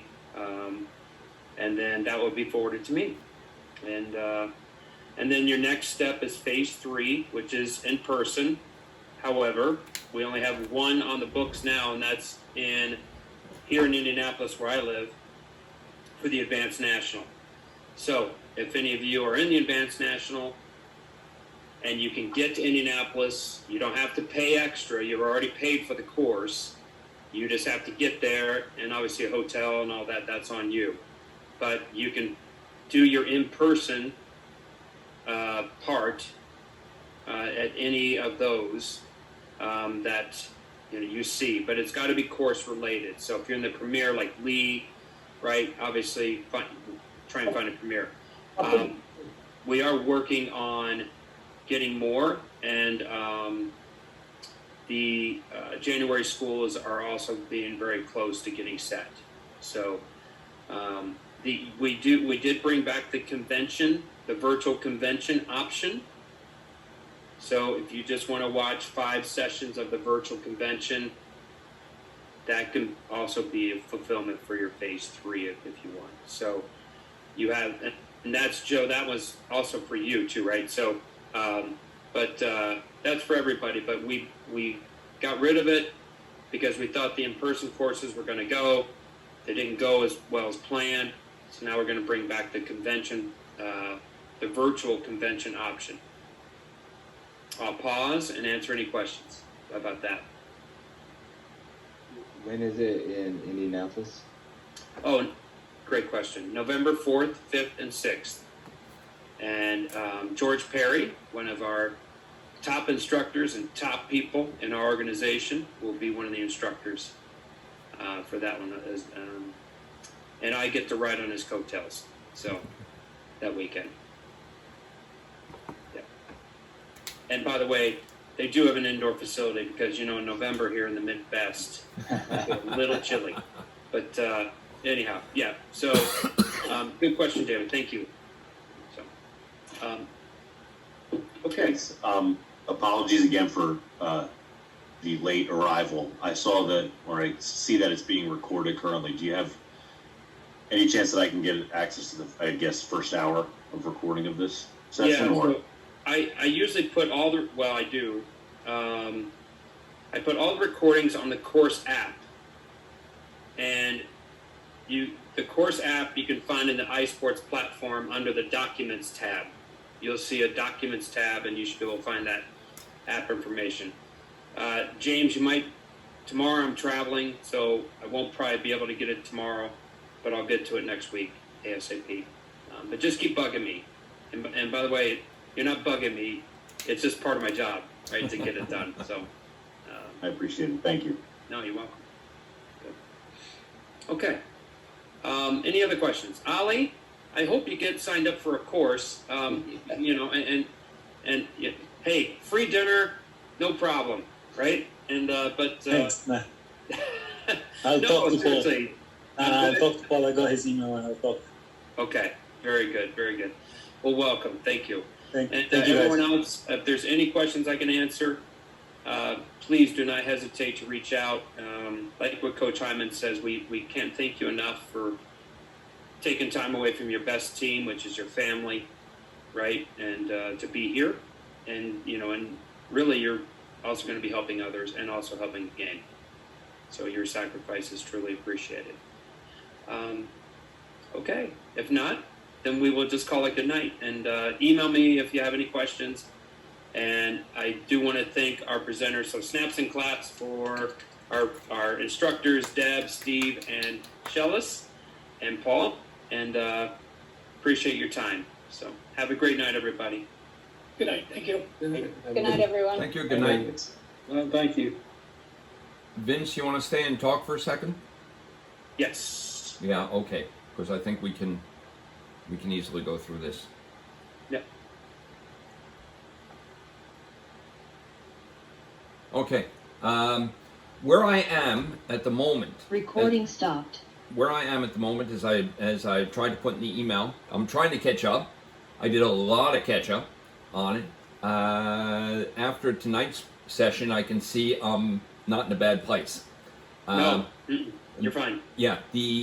On the journal, the part that's missing is the psychology section, which is just taking a training session and applying the aspects of the psychology to it. Now I have a plan for that. What I can do is in the next couple days, hopefully by the end of the weekend, have that completed and submit the journal. And it's all complete. Everything is there.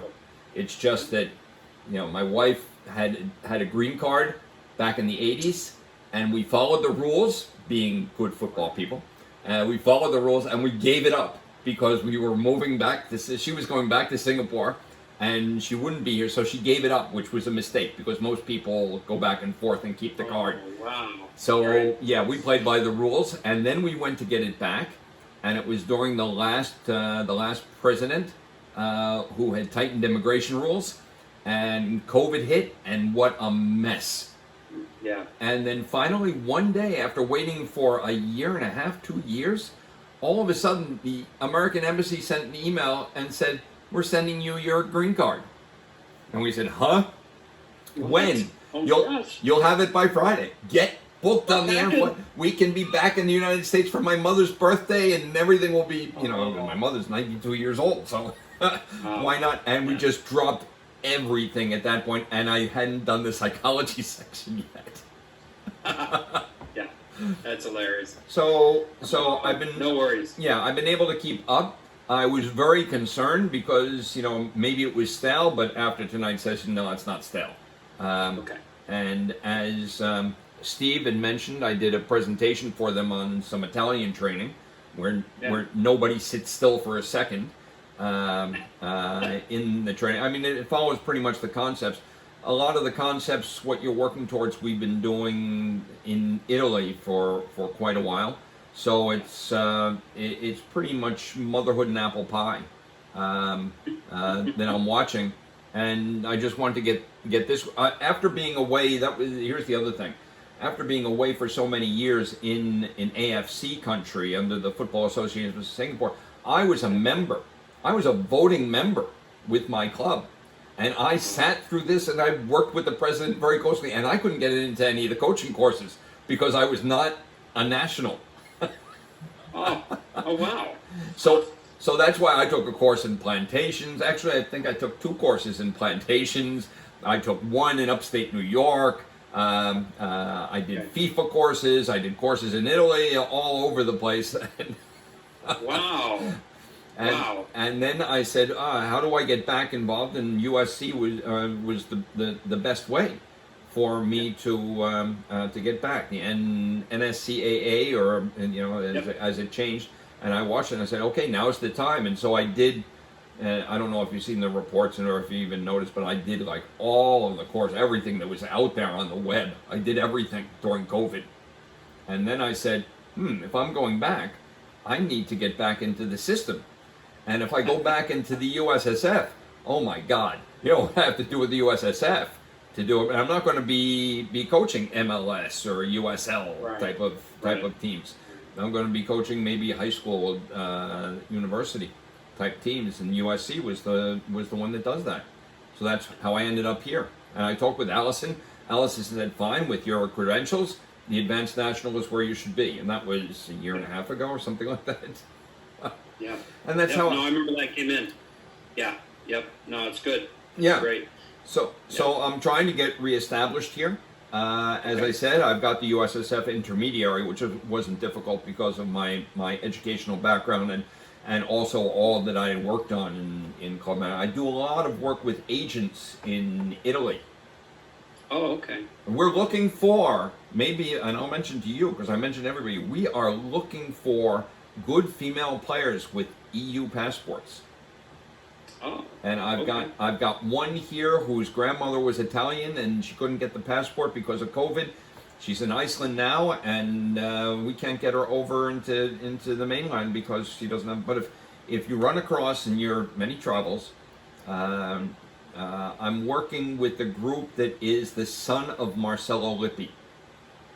Oh, jeez! Wow. Yeah. So wow. Yeah, we All don't. right. Well, before that, about 2 years ago, I was hooked up with the people, and we were all with Mino Raiola. Before. Oh. Yeah. Wow. Yeah, and Wow. so Paul Pogba and Mario Balotelli are the types of people that we would have lunches and dinners talking about, and taking non-EU players because to Europe, to Italy, and getting them placed, because a lot of these kids who go over there don't realize the federation requirements. And they think they can just walk into a team because they're a good player, and they can't, because there's all the paperwork. The paperwork is more important than the player. Wow. And so I deal with that too. So, okay, so in any case, I'm working with Ian Mulliner, I think is Oh, Mully. Yeah. Good friend. Good man. Yeah, we've got a specialized course that the Italian trainers and the Italian coach of the Albanian national team developed a course, and they want to offer it in the United States, and they're looking for an umbrella organization that will help them do this course. And United Soccer Coaches just didn't seem right to be taking. If there's any interest, now I'm talking to the right guy. But instead, I talked with Mike Barisal about it because we were talking about a few other things, and then he passed me over to Ian, and so we're carrying on that. So hopefully we'll be able to bring those onto these shores. And he was saying that the course would be targeted best at the ODP program. Yeah, I can see that. Yes. Yeah, because MLS Next Mully's one of my best friends. Yeah, MLS Next is just too fractured. It's all over the place. Too many cooks, too many chefs, too many everythings. And so ODP is sort of doing that. So these are the types of things I'm doing. But to break in, even though I've been involved in this sport at the highest levels overseas, to get into the goal with the United States without having an Irish or English passport. Yeah. I have an American passport. This is terrible. oh my gosh, that's hilarious. Yeah. Okay, so well, you're pretty much on track now. So yeah. Once you get that phase 1 journal done, you just send it in. I don't grade them. I review them. Yeah. And if I feel like they're not of quality, I'll send them back. But yeah, Steve didn't seem to have any problem. I did present 1 or 2 sections from that this evening. So that I feel quite good about that. I just didn't have the 1 section. I did write to you about the phase 3. Okay. Right. I saw that in the email. Yeah. So we have, like I said, there's all these options. You can attend an in-person event once you see it posted. You can attend, like Florida, for example, in January. You don't have to go all 5 days. You just need to go the first 3 days. Mm-hmm. And then the other option is a virtual convention option. So you just email us and you watch 5 sessions. And, they've got really good presenters. Emma Hayes, Mourinho presented. I mean, really good presentations. And if you basically just reflect on those and you're good with phase 3. And then phase 4 is your video. Yeah, phase 4 is the video. So I'll deal with the video and I'll hook up with somebody here, or maybe I'll just take my old videos and edit them if I can find the appropriate task and they fit the criteria. Gotcha. No, that's fine. Okay, that's so fine. I did email in requesting the phase 3 if I qualified. Now we sort of say I qualified. So should I send in just a 1-liner email, or is the one that's there enough? Yeah, just you want to send to education at UnitedSoccerCoaches.org, and that goes to a guy named Jordan. Allison's no longer with our department. Ah, okay. She moved on into membership. She got a raise and a promotion and all that. So good for her. Less to deal with. Yeah. Yep. And she has 3 kids, right? So anyway, good person. But, no. So Jordan's our new guy, and he's okay. He'll help you out. Yeah, I'm not sure if I did that. I think I might have written to you at that. Yes, I did write to you at that because that was the email that was on the one that came out with your name on it. I BCC'd you, which is my trick, which gets my email into you, but uses the other email address. So Jordan might be on the case. I'll just send to him. Emails are free. Just email him. Yeah. Okay. All right. Vince, thank you very much for your time this evening, and thank you very much for your time afterwards to talk with me. It makes me feel like I'm still wanted somewhere. You are. I'd rather have people screaming at me from the terraces, as Hinman was talking about, when they hate you. That's hilarious. That was a great story, by the way. It was a fantastic story, and I could sympathize with it 100%. Yes. Okay. Yeah. Me too. Yeah. Yeah. You have a great evening. You too. Okay. All right, let's keep in touch. Okay, same. Let's keep in Yeah. touch. Let's do that. All Okay. right. Bye bye. Thank you. Bye bye.